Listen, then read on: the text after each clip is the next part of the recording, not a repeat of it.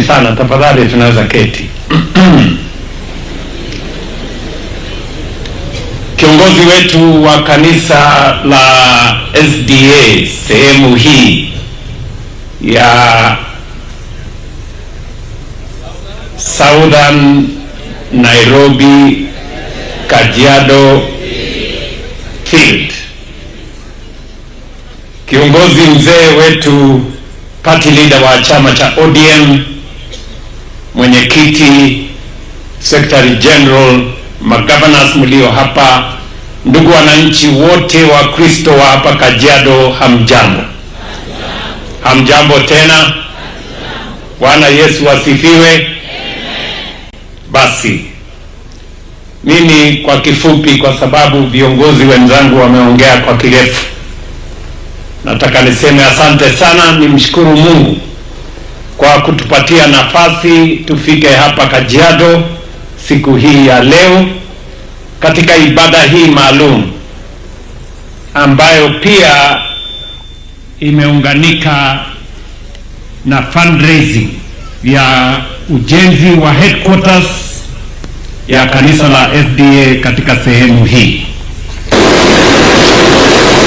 Nataka niseme kwamba ndugu yangu Mheshimiwa Oburu Odinga ndiye alikuja kwangu na Bwana Kawino ambaye ni elder katika kanisa yenu, wakaniuliza nije hapa niungane na Wakristo wa sehemu hii, na nikamuuliza Daktari Oburu kama yeye ni mtu wa SDA.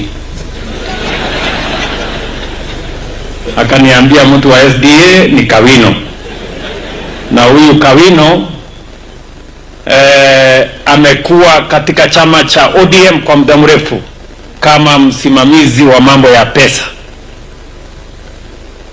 na mnajua sisi wote hata pamoja na mimi tuko na historia na ODM.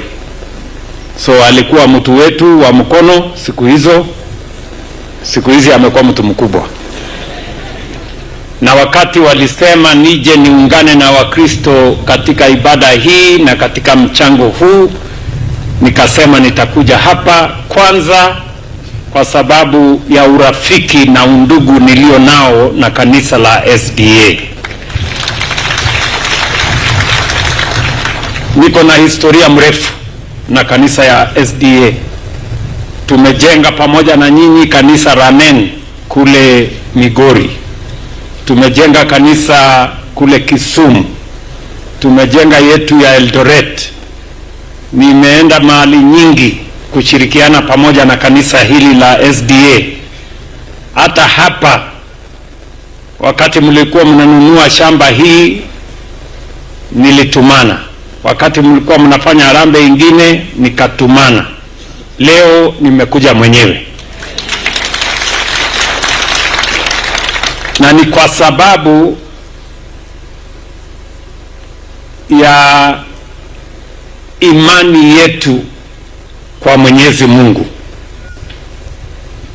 sio kwa sababu ya heshima ya binadamu, sio kwa sababu ya heshima ya mtu. Ni kwa sababu kwanza tunatambua, na mimi natambua, ya kwamba Kristo alikufa kwa sababu yangu na kwa sababu ya wengine wengi. And that is why when we come to church, when we work together to fundraise for the building of a sanctuary, we do so first and foremost as Christians and then everything else thereafter. Kwa hivyo mimi nafurahi sana kuungana pamoja na nyinyi, and I have said before and I will say again, I am unapologetically a Christian. I believe in God and I have no apologies to make.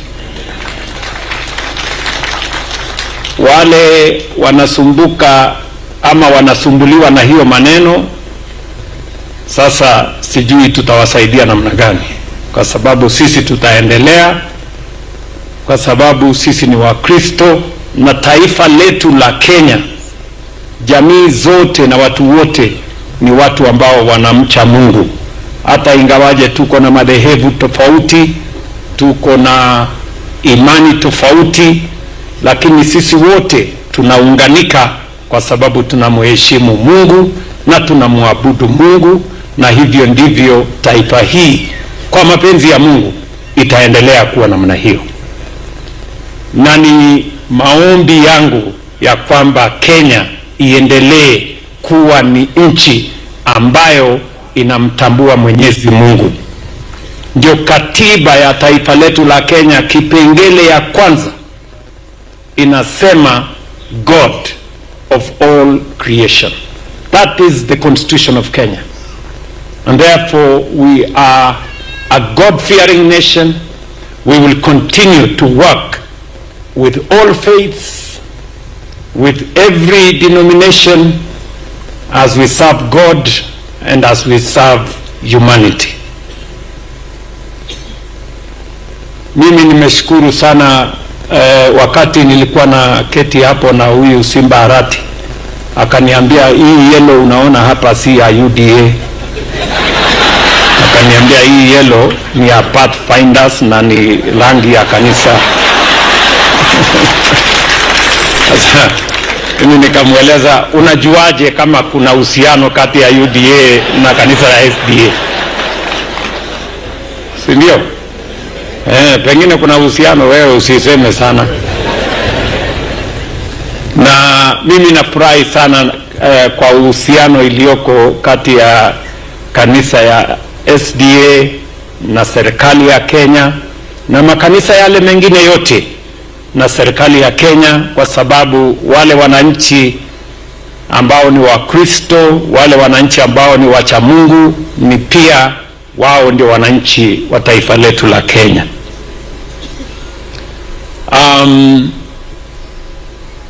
Mimi nimefurahi vile vile kwamba nimepata nafasi hii. Function hii iliwekwa kwa diary yangu karibu miezi 4 hivi iliyopita, ndio tulipanga, na nimekuwa na shughuli mingi, lakini nilisema lazima hii ni heshimu na nikuje. Najua kuna watu wengi kwa mapenzi, sijui kwa sababu gani, saa zingine wanasema mbona rais amekuja kutoka ng'ambo juzi, amekuja akaenda sijui kufanya mkutano na watu ya Marsabit, ametoka hapo ameenda Kakamega, ndio huyo wako Kajiado, sijui atakuwa wapi. Hiyo ni kazi ambayo mimi niliamua kufanya, na kazi ya rais mimi nilitafuta, na nilitafuta hiyo kazi kwa sababu niko na imani Mungu wako na sababu amenifanya niwe kiongozi wa taifa letu la Kenya kwa wakati huu, na nia yangu ni kutimiza na kuhakikisha ya kwamba nimefanya bidii mapenzi ya Mungu yatimike katika taifa letu na taifa la Kenya liweze kubadilika.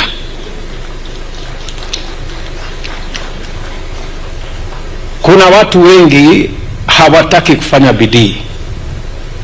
Najua kuna watu wengi wako na nafasi, lakini pengine kwa kukosa vile ya kuwa na mpango wanalegea, wanazembea. Mimi natambua ya kwamba there must be a reason God has made me president in Kenya as a time as this, and that is why I go the extra mile. I do my very best to make sure that Kenya becomes a country that we can all be proud of. Kwa hivyo msikuwe na wasiwasi na mimi.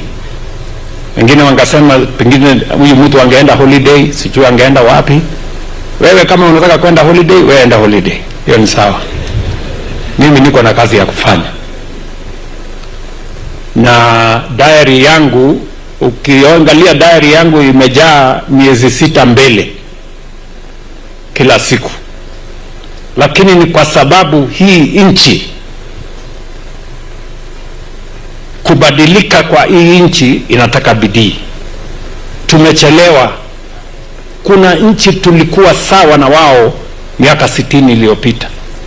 Nchi ya Korea ilikuwa kama Kenya. Nchi ya Singapore ilikuwa kama Kenya. Nchi ya Malaysia ilikuwa kama Kenya. Lakini wametuacha nyuma kwa sababu sisi tumelegeza mwendo. And that is why we must accelerate our development. We must walk the extra mile. Ndio tuhakikisha kwamba Kenya inafikia wale walikuwa na sisi na pengine hata tuwapite. Na Mungu ametujalia, I want to say this. Mungu ametujalia katika taifa letu la Kenya. We are making progress. Demonstrable progress. Na tumekuwa na favor ya Mungu. 2023 wakati mmenipatia nafasi ya kuongoza taifa letu, nikafanya mkutano ya kwanza kwa bara la Afrika ambayo ilikuwa inaitwa Africa Climate Summit.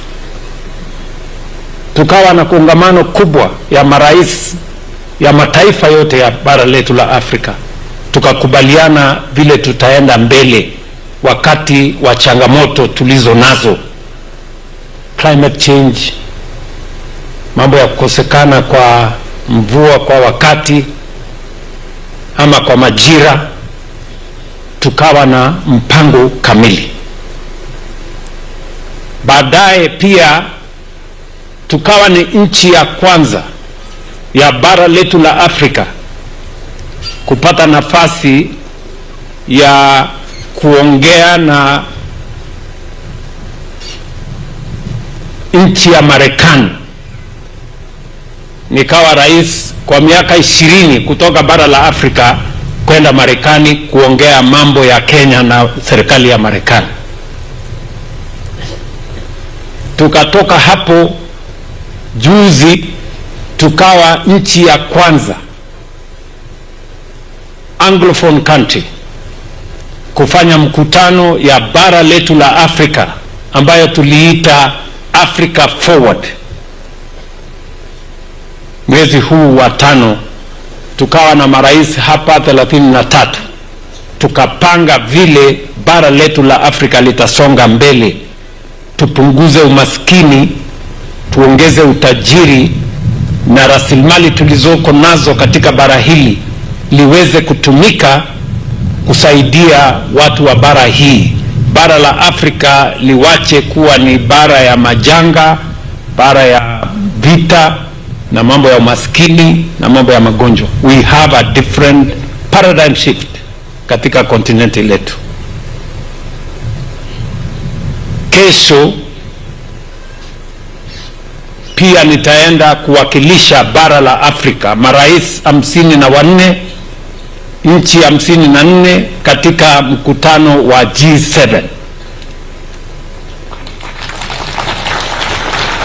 Kupanga vile bara hili la Afrika ama kupeleka ujumbe ya bara letu la Afrika, Kenya ikiongoza, vile tutatumia rasilimali za bara hili, tutatumia uwezo tulio nao, resources ambazo tuko nazo, tukitumia ardhi ambayo tuko nayo na population ambayo tuko nayo, kuchangia katika kuhakikisha bara letu la Afrika linabadilika, na vile vile tuwe na uhusiano na wale wengine. Sio uhusiano ambao unawafaidi wao peke yao, uhusiano ambao unatufaidi sisi zote. So I am very proud that we have made progress. Mungu ametubarikia, favor ya Mungu kwa nchi yetu ya Kenya. Tumepiga hatua na tutazidi kwenda mbele, na ndio sababu hiyo mimi nawaeleza kama Wakristo, asanteni sana kwa ushirika wenu, kwa msaada wenu na kwa maombi kwa taifa letu la Kenya. Mahali tulikuweko 2022 Mungu ametujalia, we are in a different place in 2026.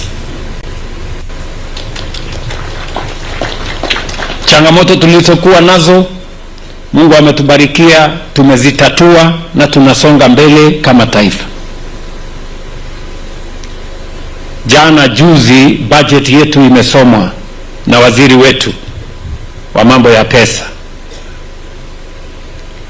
na tumeeleza waziwazi ile hatua tumepiga.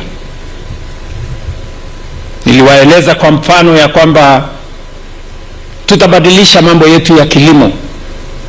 Katika budget yetu hii ya juzi tumeongeza pesa ya kwenda kwa kilimo ikafikia shilingi bilioni 63. Tumeongeza pesa ya subsidy ya mbegu, subsidy ya mbolea, mambo ya miche ya kahawa, miche ya miwa, mbegu ya mahindi, ili mbolea ile ilikuwa inauzwa bei ghali tumeidhibiti, sasa ni bei ya sawasawa. Na tumeona tofauti mkubwa. Pale 2022 unga ilikuwa shilingi 250 kwa kilo mbili, leo ni 140, 120. Na tutaendelea hivyo. Mungu ametubarikia mvua. That is why sisi tunaamini Mungu. Katika budget hii ambayo tumepitisha juzi, imesomwa kwa bunge, pia tumesema elimu ni ya muhimu, na niliwaeleza wa Kenya ya kwamba tutabadilisha mfumo wetu wa elimu iwe ni elimu ambayo itatufaidi tukienda mbele. Katika budget yetu ya juzi, pesa ya elimu tumeongeza, imefika bilioni 784. 2022 pesa ya elimu ilikuwa bilioni 500. Mwaka uliopita ilikuwa bilioni 702. Tumeongeza bilioni 80 in 1 year, kwa sababu elimu ni ya muhimu, na hatutaki mtoto wa Kenya awe anatoka jamii moja ama ingine wakose nafasi ya kusoma. And that is why the budget for education is important to us as a nation. Zile nchi ambazo zimepiga hatua ya kwenda mbele, Korea, Japan, Singapore na wale wengine, they invested in education. That is why education is important. Katika hiyo pesa ya elimu tumeweka pesa ya promotion ya walimu wetu, pesa ya kutrain tena walimu zaidi ya 100,000, 100,000 teachers to be retrained, retooled, ndio waweze kufundisha watoto wetu sawa sawa. Tumeweka pesa shilingi bilioni 93 ya mambo ya universities na TVETs, ndio tuhakikishe kuna scholarship ya kutosha na kuna capitation ya kutosha. Nyinyi mnajua pale nyuma tulikuwa tunatoa pesa ya capitation na loan na bursaries shilingi bilioni 45, na ndio tulikuwa na matatizo makubwa sana na universities yetu. We have increased the money that is going to go to our higher education loans board, our scholarship and our capitation from 45 billion in 2022 to 93 billion in this year's budget, because we want to make sure that all our universities are stable, all our children in the universities have access to loans, they have access to scholarship, na tumesema wale watoto kutoka jamii maskini tutawapatia scholarship na loan ya 90%.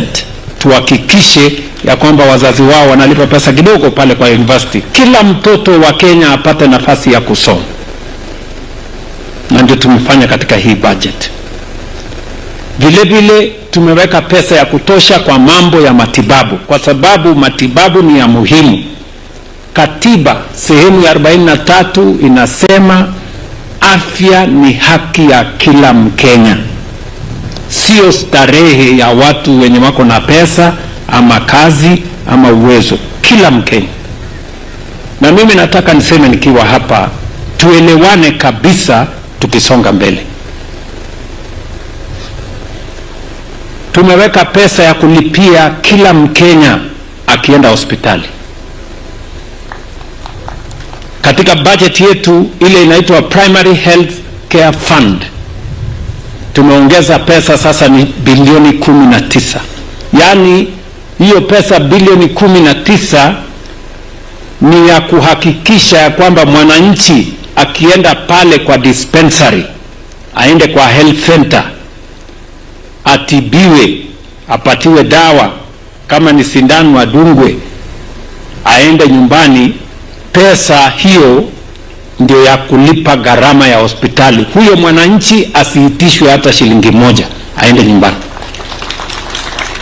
Mimi nataka niwaulize mahospitali, na mimi nataka Wakenya wasikie hii, kama hata ni hospitali ya mission ama hospitali ya private ama hospitali ya serikali inayoendeshwa na counties, bora umejiandikisha ndani ya SHA, hautalipishwa hata shilingi moja. Wewe unaenda nyumbani, sisi tunagharamia mambo ya kulipa gharama ya hospitali.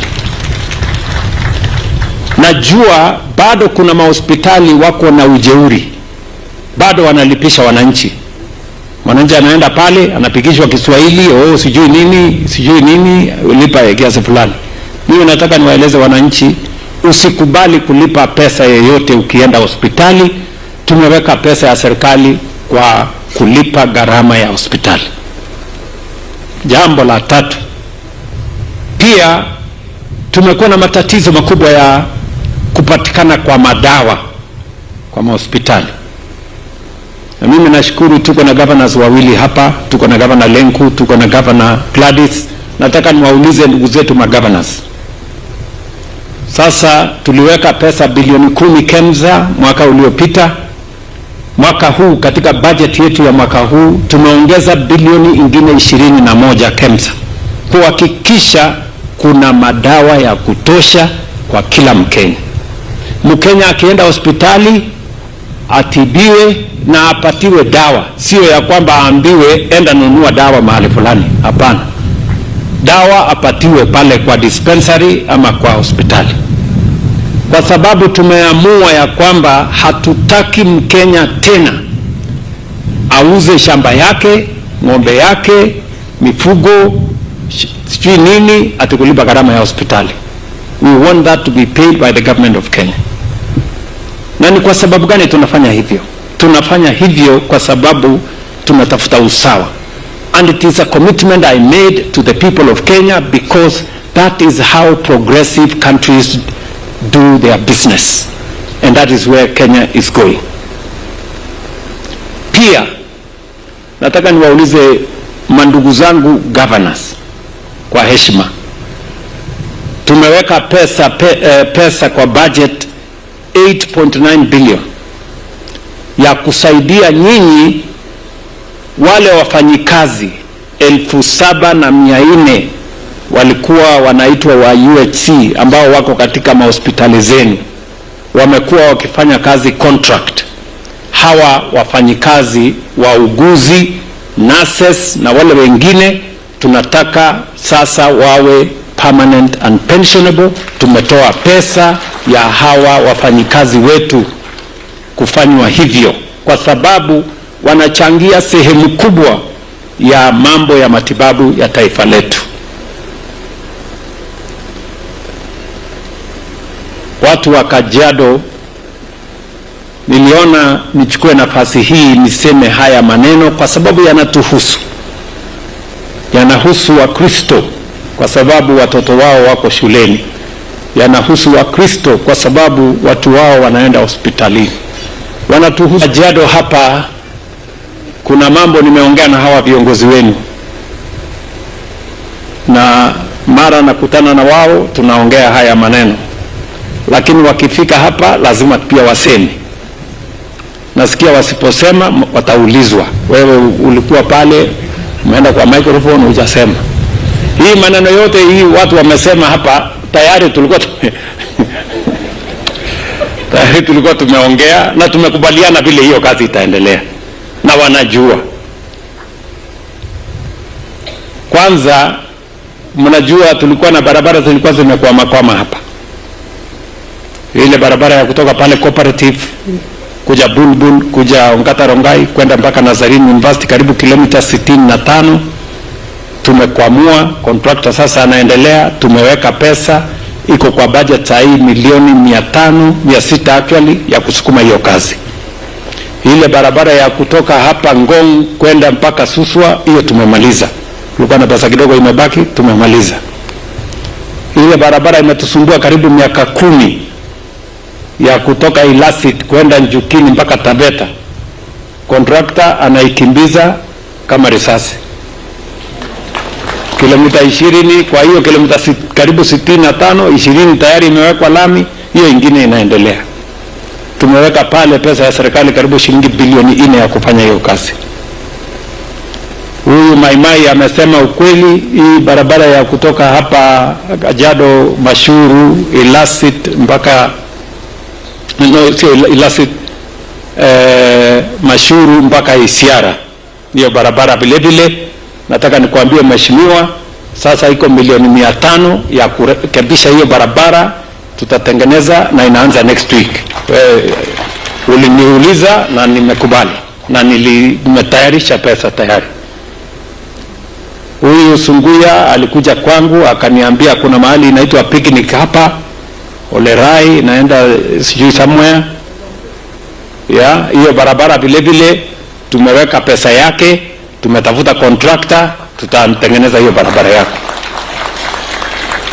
Tuko na barabara ingine tuliambiwa ya kutoka Ngong kwenda Kibiko kwenda mpaka mahali inaitwa Kangira or something. Hiyo barabara vile vile tumeweka pesa yake, hiyo barabara itaendelea na tumetafuta contractor tayari. Mimi vile vile nataka niwaambie, tunajua ya kwamba kwenda Nairobi iko kizungumkuti. Pale kutoka Bomas kuja Ongata Rongai, Bomas kuteremka mpaka Ngong iko na matatizo. Nimeambia wizara waweke hiyo barabara ya kutoka hapa Rongai Kiserian mpaka Nairobi katika ile mpango ya National Infrastructure Fund, ndio tufanye dualing.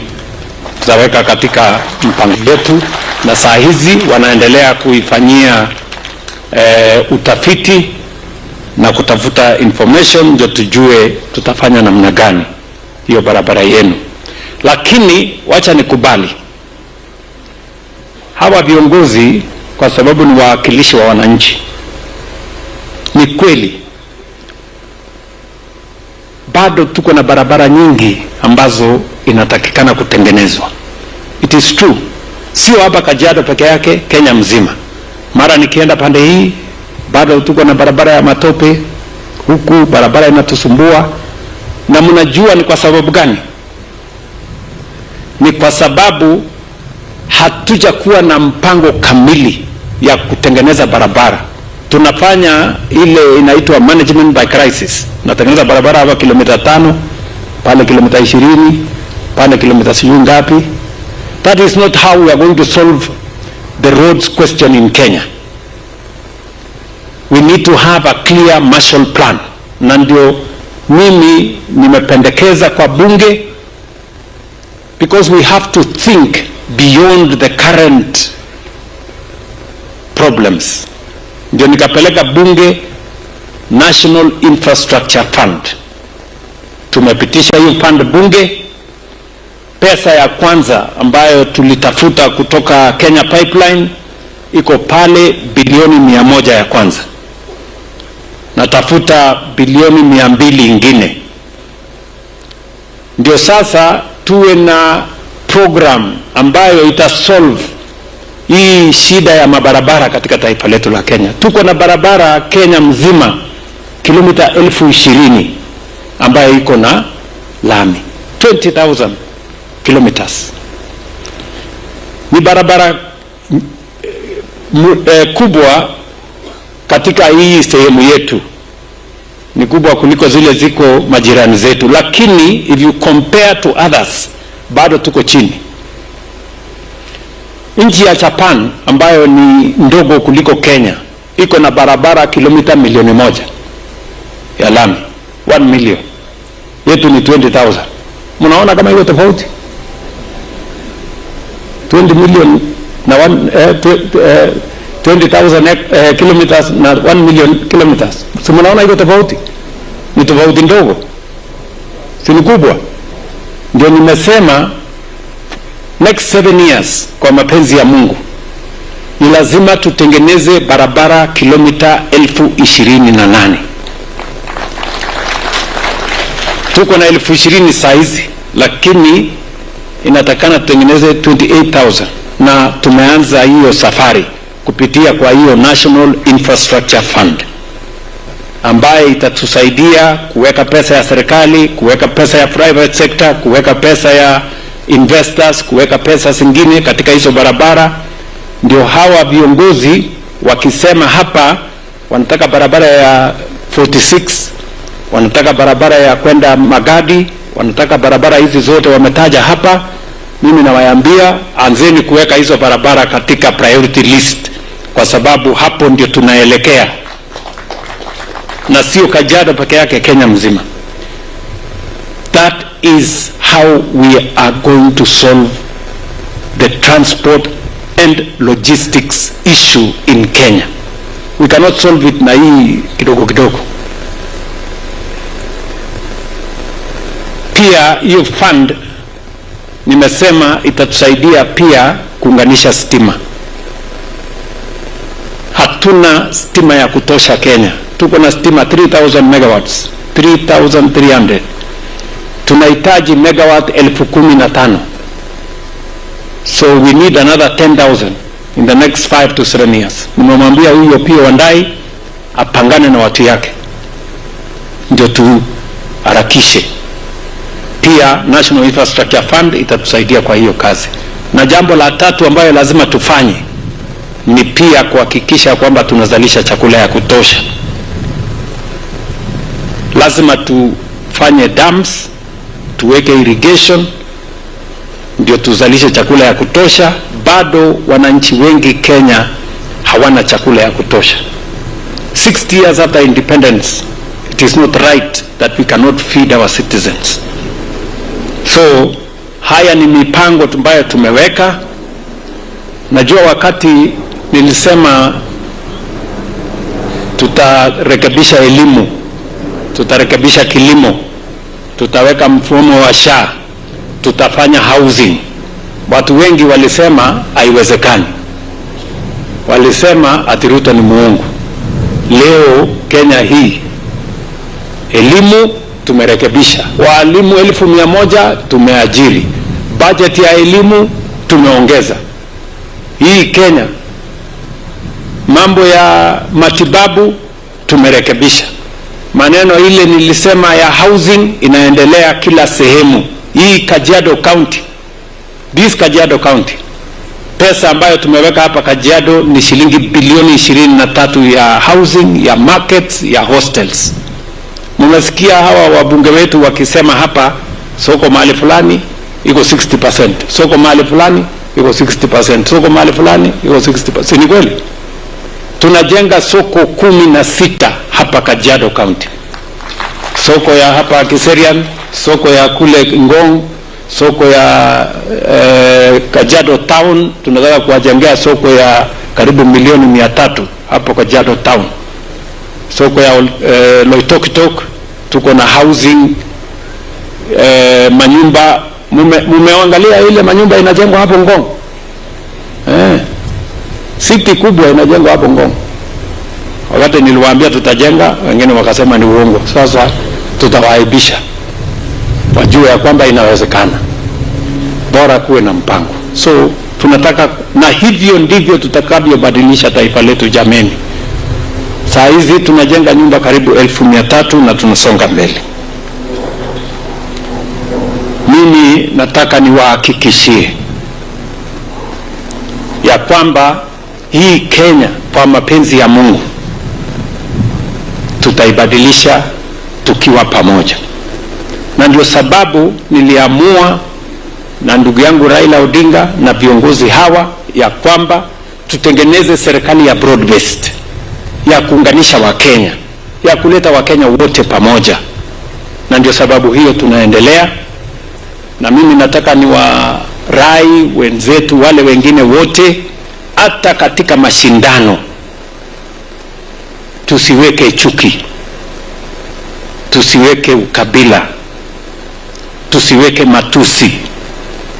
Kila mtu ajieleze, kila mtu atuambie maono yake, mpango yao, sera yao, ajenda yao. Hawa Wakenya ni watu werevu, watajua ajenda gani ni ya kufaulu, ajenda gani si ya kufaulu. That's how we are going to move the country forward. Na ndio nawauliza wale wengine wote, sisi wote ambao tuko na nafasi ya uongozi, hakuna haja ya chuki, hakuna haja ya kugawanya wananchi. Siasa ya kugawanya wananchi ni siasa ambayo itaturudisha nyuma. Tuache, unajua, nasikia watu wengine wanaendesha siasa ambayo iko na fitina mingi, iko na chuki mingi, iko na matusi mingi, iko na ukabila mingi. Nasikia mtu anasema, hawa wako na shares, hawa hawana shares. Hawa ni Tungati, hawa ni Tugunia.